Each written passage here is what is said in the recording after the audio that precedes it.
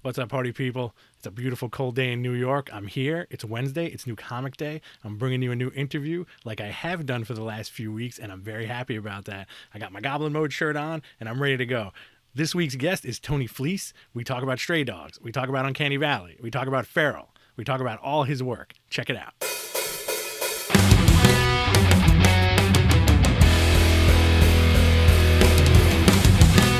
Hey guys, welcome to the show, Tony Fleecs. Tony, how are you today? Happy to be here. I'm doing great. Thank you. Hey, thank you for coming on, man. You're on the West Coast, right? Yeah, I'm in Los Angeles. Now, before we started, I noticed that you're wearing a Feral T-shirt, Yeah, which is one of the books you're writing for Image. yeah, And you mentioned that you toured 50 comic shops, and that was the only place to get that shirt. yeah. So tell me how that works, and how and like where was the shops? Or was it all Cali based or West Coast, or like how did you do No, that? no, we went across the whole country. Hmm. So there was a point in the fall of last year when I had wrapped up a bunch of stuff, and I was sort of we had finished making Local Man, and so Hmm. I had a little bit of extra free time. I thought a lot more free time, but it turned out not that much. But the first Feral trade was coming out, and we really wanted to get behind Feral and make sure people knew we were serious about it being an ongoing book and that, really promote that. And so we sort of decided, or I sort of decided that we were going to like roadshow the first trade paperback and just hit up all these shops that Hmm. I had met and interacted with and say like, hey, if you're anywhere near this route, we'll come and sign at your shop and just promote this book being out. And so that's what we did. We drove from LA to Vegas to Arizona to New Mexico to Texas, all the way through the South, and then all the way up the East Coast to Double Midnight Comics up in New Hampshire, and then down through Pennsylvania and the Midwest, and all the way back to California that way. So me and Tone Rodriguez, who draws all the backgrounds in Feral and was the layout artist in Stray Dogs, we just sort of hit the road in my car. We put like a cool wrap on it, so it looked like the Feral mobile, and That's cool. we just went out and drove around the country, stayed in a bunch of crappy hotels, and went to the most comic book stores you could imagine for like 7 weeks. That's really And we cool. made merch, and we made special Feral covers that you could only get at Hmm. the tour, and yeah, so we just sort of tried to make it as big an event as we could. I'm doing a little bit of mainstream stuff right now, but Hmm. I'm really dedicated to the idea of just like I have this opportunity to make these creator-owned books like my only main source of income, and really be able to focus on my own stuff, which I think is sort of a gift. And if I can make that work, I mean, that's the happiest I could possibly be, just doing my own stuff. Now, is that the dream when you broke into comics, just to be able to live successfully on your own creator-owned things? I mean, it's sort of evolved as, everybody growing up, you're just like, I just want to work in comics. And then your goals sort of Hmm. shift as you start to progress. So like first it's like I just want to make comics. And that's like I want to make a Hmm. living in comics. And then with Stray Dogs, I had this I've always made creator owned comics, but for a long chunk there, I was just only making like licensed uh kids comics and Yeah. just doing work for hire. And with Stray Dogs, I sort of had this window into like, oh, this could be beautiful. Like Hmm. this succeeded more wildly than I could have imagined. And then the joy in just making something that's completely yours, and you can do exactly what like you can envision something weird and do it and have people get into it like that, Hmm. is pretty. I mean, if that's not the dream, I don't know. Like, I don't know. I don't know what you're looking for. Yeah. So yeah, but I mean, like right now I'm writing the thing for Marvel, and that's a dream as well. But like, Yeah. Yeah. Very much looking forward to that. thanks, Yeah. man. Yeah, but when you look at like when I look at whatever the rest of my life will be, Hmm. like, do I want to, the older you get, like I bought a house, so I don't have a landlord, and I work Right. for Yeah. myself, so I don't have a boss. And it's like eventually just to be completely self-sufficient and be my own thing is sort of they used to call that the American dream, right? Yeah. Yeah. Yeah. No, no, 100%. Yeah. Okay. So let's talk a little bit about Stray Dogs. I was a big fan of Stray Dogs. I remember when that came out, it was 2021. My comic shop could not keep copies on the shelves. Yeah. You know, like people went banana. It hit like a book that you don't really see hit. You know, like I feel like it's been a while since like that happened, and then all of a sudden like they couldn't keep them on the shelves. They kept getting second printing, third printing, fourth printing, and they were all just getting scooped up. You know, Yeah.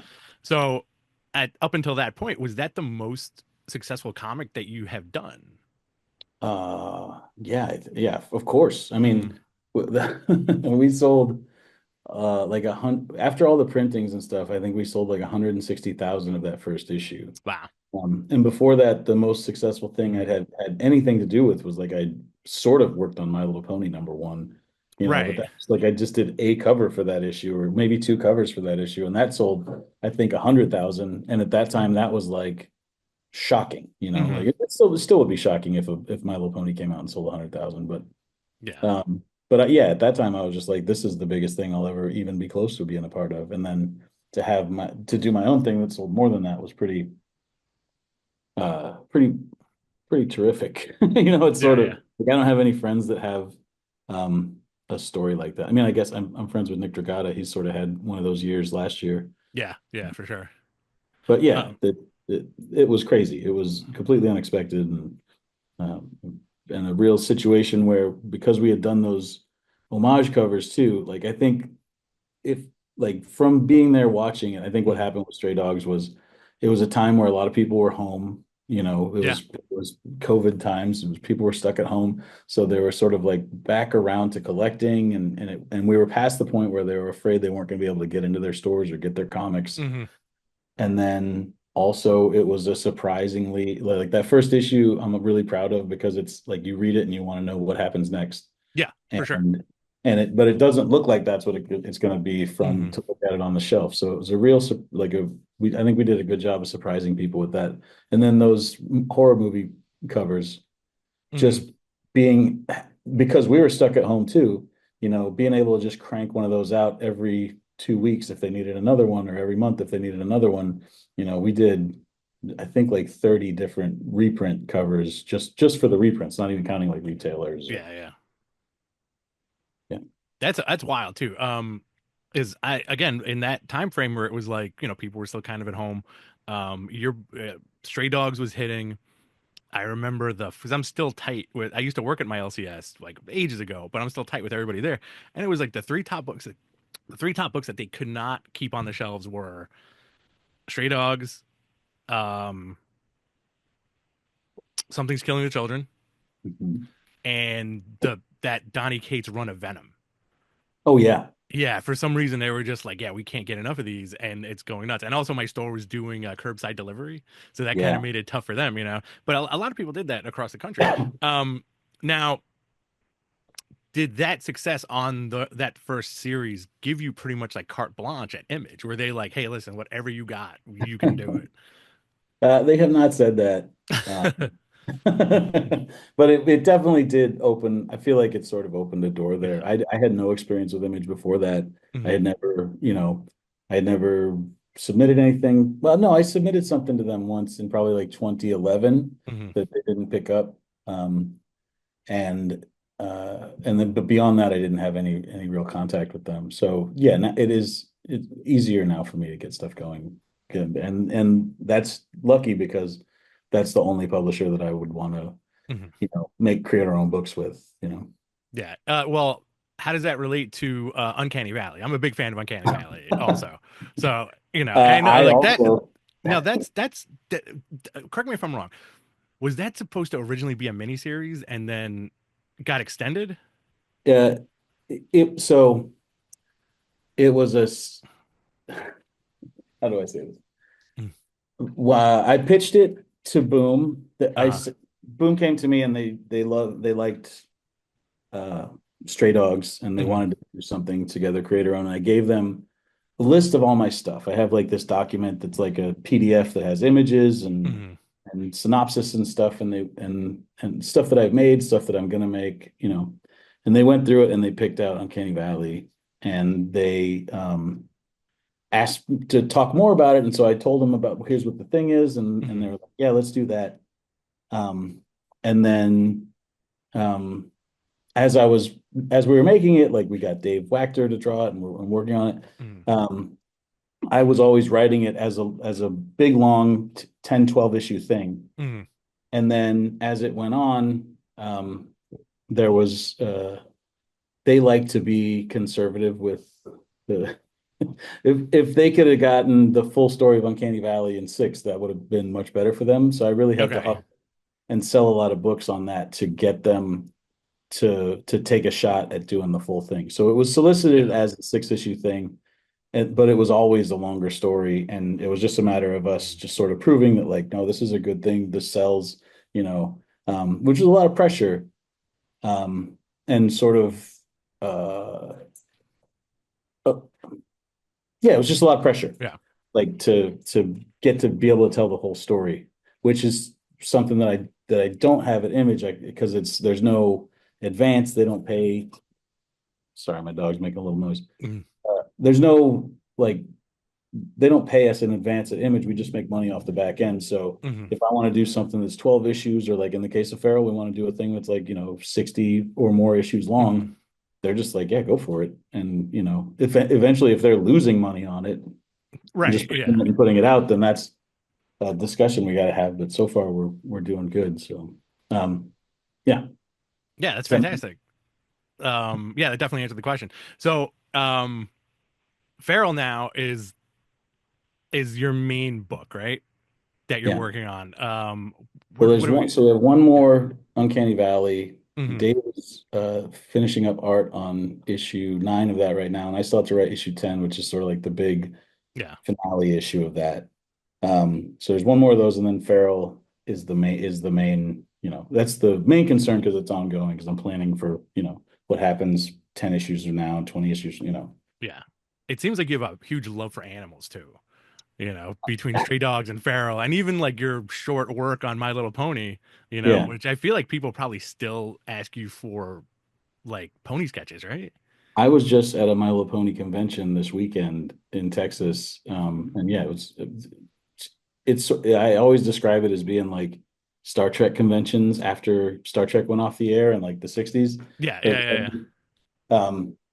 And these people are as hardcore as they've ever been, and so yeah, I'll go out there and just get My Little Pony sketches for people and regale them with olden time. That stuff was like 10 plus years ago now, so I can tell them stories about before they were out of elementary school or whatever sometimes.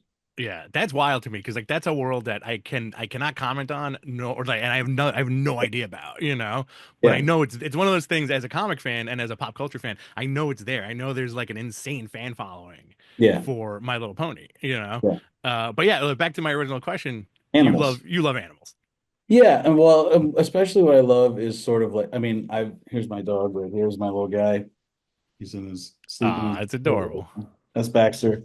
Um, but more than just, like liking animals, loving animals, I'm a fan of like animal stories Hmm. and stories that tell a story from that perspective. And not, I mean, not that I don't like these kind, but not the kind where they wear pants and go to a job and Right. that not goofies. I'm interested in Plutos. Like I want to know Yeah. from their POV what the world is like. Hmm. Um, I've always been way into that. I'm the oldest of 5 kids, Oh wow. and so I watched cartoons not just until I was old enough to stop watching I mean, you still watch cartoons, but like that age where it's like prime Yeah. cartoon days, Oh that yeah. stretched out for my whole uh adolescence Hmm. and adulthood, and because I had these kids coming up after me that were still like in the thick of it. So it was constant, like a constant barrage of Disney and Don Bluth stuff at my house, and just like that sort of classic um 90s era of 80s and 90s era of Disney and Don Bluth stuff. And so Yeah. I'm always I've always loved the way that stuff looked.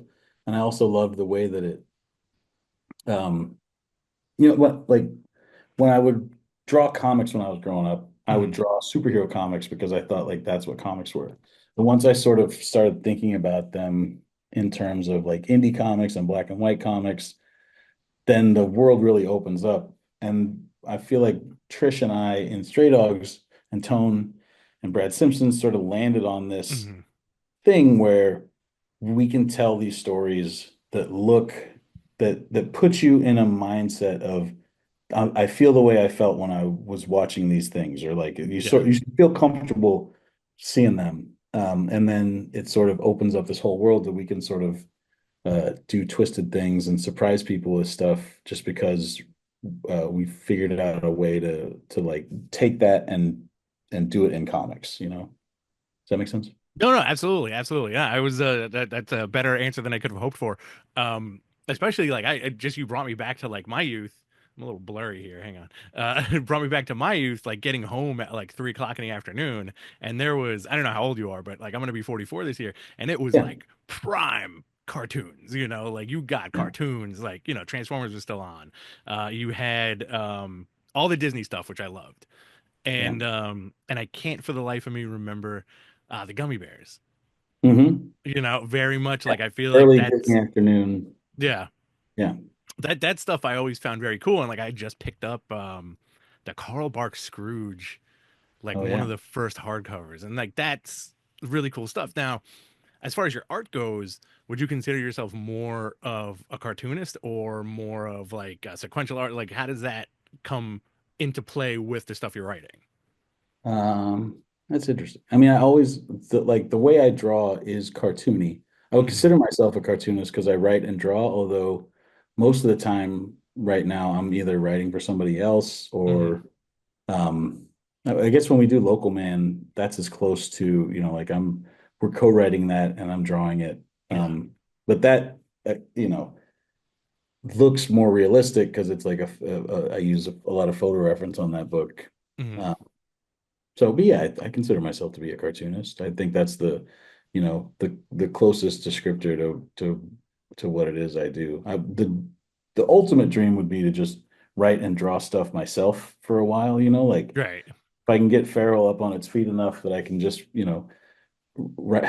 find a way to sort of Hmm. write that quicker, and then have a side project or a second full-time job where I just write and draw my own thing. That's what I'm sort of hopefully working towards. That balance, that nice balance of being able to kind of just do everything you love for in Yeah, different veins, like headed yeah, out there. Talk to me about the Marvel stuff you're doing with the thing, because like I said, I'm looking forward to that. I know that trailer just came out today, yeah. and I feel like the thing is it's just my favorite FF guy, you know. So it's like on the top of my brain. So talk to me about that, man. How did Marvel approach you with that? So Darren Shan is the editor of that book, and he reached out to me. We have a mutual friend in Pornsack Pichet Show who did The Good Mhm. Asian and Infidel, and who beat me at the Eisner Awards the year we lost for Stray Dogs. Oh And wow. but we're both LA guys, and so we Mhm. hang out all the time. And he's good friends with Darren, and I think he put a bug in his ear to hit me up. And so Darren reached out to me just about if I had any, like he came to me with the thing specifically, and he said, "Hey, we're looking to put together what they're hoping to put together is like an evergreen style 5-issue miniseries, not tied into current continuity, but not outside of continuity. Like it's not like an Yeah. Elseworlds thing. It's just sort of it takes place, in what they think of as sort of like golden age FF times, Okay. not golden age comics, but like a golden era of Fantastic Four. So yeah, I just pitched them a bunch of, I came up with a bunch of ideas for the thing, and Hmm. they sort of latched onto one of them, and we developed it together a little bit. And then it was right as there were long stretches where I wouldn't hear anything, and then it was right as I was about to leave for this road trip Hmm. to drive around the country and promote Feral. Hmm. They were like, "Hey, can we have this by?" I think it was like October 10th, or yeah, October 10th. And I was I was like, I knew I was going to be on the road leaving on the 9th, but I still said yes. And then, as we got closer, I was like, hey, I need a couple more days. But I ended up writing the first issue of that just on the road from econo lodges. And Hmm. I was specifically one night I was like up until 3 in the morning in this Texas hotel where there was a lot of illicit activity going on, around me. It's one of those like long extended stay hotels where you're just Sure. like, Yeah. this is dodgy. Yeah. You see some Uh, shit. yeah, I felt like I should have been writing like Punisher or Daredevil or something, Hmm. but I was doing Ben Grimm in there. But yeah, it's going to be 5 issues. It's I can't talk too much about the art on it or the release date because some stuff is up in the air right now. Right. Yeah. Of course. But uh, but yeah, it's really exciting. And last year I had done Wolverine I co-wrote it with Seeley because Mhm. Jordan White, who edited that one, was a big fan of Local Man. And so it's sort of fun bouncing around over there a little bit and checking out different editors and seeing like who has different styles and sort of figuring out how to navigate this thing that's different from, like I said, I do my stuff and it's Mhm. mostly I can do whatever I want and the whole world is open. And so it's interesting playing around at Marvel. And there haven't been too many times, especially on this one, where we've run into like you can't do that or you can't do this. And then when they Mhm. have been stuff where it's like, oh, that makes sense. You know more about these characters than I do. Like I've read these comics Yeah. for my whole life, but I don't like live in the world of, you know, this character would never do that, especially during this time, Right. stuff Right. that, Right. you have to think about it in terms of a whole world that's been running for whatever, 75 years or Yeah. how And Marvel puts out a ton of books too. So it's like, they sure like do. I'm astonished at how much Marvel stuff there is out there. Like I'm a huge comic fan, but like I limit my stuff to pretty much like the main books or anything that I like to see, you know? And Yeah. I took a look at the previews the other day and I was like, Jesus Christ, like there's a lot of books that Marvel is just like really pumping out, you know? Yeah. I'm going to ask you a somewhat trite question, but it's my podcast, so this one's for me. If given the opportunity, Yeah. what IP would you consider like a dream project? Oh, I guess Comics and outside of comics. oh, that's harder. Well, I always say that I sort of already did it. I grew up a huge Star Wars guy. I loved Star Hmm. Wars. And when I was at IDW working on ponies, I made friends with the people that were making the Star Wars kids comics there. Oh, cool.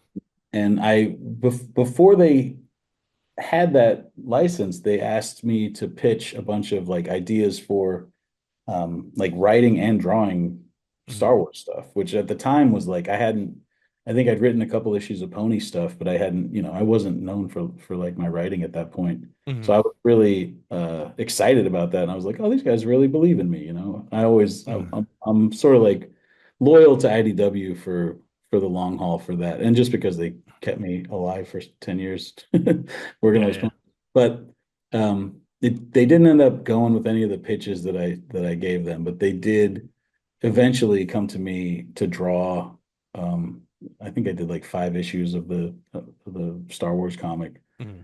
and some covers and stuff, and that was humongous to me. Like I was Yeah. at the time, especially just a huge Star Wars fan, and and so that I always say was sort of like emptying out my whole bucket list, in one shot. Where Hmm. it's just like it didn't even matter to me that it wasn't like the Marvel main Star Wars comic or Yeah, whatever. yeah, Just yeah. anything Star Wars was enough for me to sort of like clear out my head and give me the post Star Wars clarity to be able to focus on my own stuff and just go like, all right, I've sort of done all the stuff that I'd want to do like that, and now what's out there that's all mine. What can I work on? And that's sort of when we started working on Stray Dogs and all the other stuff That's fantastic. Can you give us a hint of something that might be coming down the pike in the future?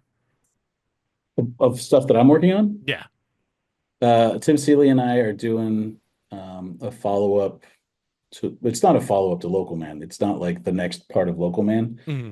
but we're working on another collaboration where we're sort of switching roles where he'll be drawing most of it and we're co-writing it. And that'll probably be out later this year. And it's sort of like a fantasy horror thing. It'll Sweet. feel sort of like the exact middle place between Stray Dogs and Hack Slash. Okay. Yeah. That's cool. That sounds like a lot of fun. Yeah, I Uh, think people are gonna dig it. Tony, I know you're busy. I'm going to get you out of here in a minute. Can you leave us with something? Like, what do you want people to pick up? What do you want people to read? I always suggest Uncanny Valley and Stray Dogs just because they're an easy access point for comic books, and I think those two books are two great examples of what makes comic books awesome. No, thank you.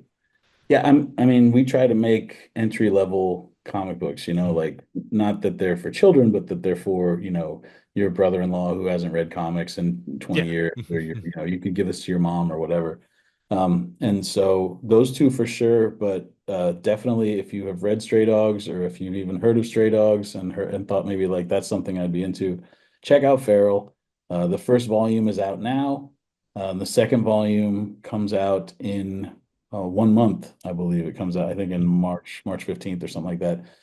It's a zombie story with cats. It's basically three indoor cats get lost in the woods during a huge rabies outbreak, and so it's sort of set in this post rabies apocalypse where these cats are just trying to survive out in this place that they're not used to. And it's an ongoing series. So if you miss sort of like ongoing survivor horror like The Walking Dead, but you wish that it was, like a 1,000% cuter, this is the book for you. That's the best way to put it, I think. That's awesome, man. Listen, thank you for coming on, Tony. I appreciate it. Dude, thank you so much for having me. This was great. Thanks, man. Guys, pick up all of Tony's work. Pick up Stray Dogs. Pick up Feral. Pick up Uncanny Valley. Pick up whatever he's working on. The guy's a great writer. And also, pick up that Thing book that he's got coming out from Marvel. I'm very excited about that. I'm a huge Thing guy. And guess what? That Fantastic Four trailer dropped yesterday. And holy shit, I am blown away. I'm a big Fantastic Four guy. Listen, say what you want about those other movies. We're here. We're here in the now. And this is what I want to talk about. This is what I want to explore. I've been texting with my buddies all day just about how cool and awesome that trailer was. It's more of a teaser, right? They nailed everybody. Ben, Sue, Johnny, Reed. Everybody looks dope. I'm so excited that I can't put into words exactly what I think is going to happen or what I think should happen, but it would be really cool from this fan's perspective that the movie ends with them getting transported to the modern day current Marvel universe, and the Thing somehow sees the Hulk, and you get a little post credit it's clobbering time scene. Now, who knows if that's gonna happen? That'd just be my like fanboy wish. I want to see the Thing versus Hulk at some point. It's probably gonna happen in the future. I can't wait for this Galactus reveal. They've been very good about not giving away too much. You have Malkovich in the trailer. Could he be Red Ghost? Could he be Puppet Master? Could he be any number of other characters? Could he be Mole Man? Mole Man's supposed to be in this. Surfer's in this. We have Galactus could be the big bad, and also possibly that Robert Downey Jr. Doctor Doom reveal. So I'm super excited. Listen, this movie's coming out in July. My birthday's in July. Superman's coming out in July. My birthday's in July. I am going to have the most fun I can possibly do at the movie theater. I'll probably hit Alamo Drafthouse. Guys, thank you for listening. Next week we're back with another episode. Next week's guest is Juan Ferreira. We're going to talk about those turtles coming up from IDW. That new series is so banging with Jason Aaron writing. I'm excited to talk about that next week, guys. Please subscribe to this channel, BTC Rich X on YouTube. I would love to get to 1,000 subscribers by July so we can start doing live shows for you, and I can bring on live guests and we can just do that on the YouTube. Follow me on Stupid X at BTC Rich. Follow me on Blue Sky at BTC Rich. And listen, I got a question for y'all, and please sound off in the comments or message me on Twitter. It drives my wife nuts that I'm wearing a hoodie with no t-shirt on underneath. And listen, from my perspective and from how I feel, it is the most comfortable way to wear a hoodie. I don't care for t-shirts. What do you guys think? T-shirt under a hoodie or just rocking it raw? All right. And also, one more thing. When the Thing says clobbering time, it's clobbering time in that fucking movie, the entire crowd is going to go goddamn ape shit. Just watch. Later, guys. Mwah.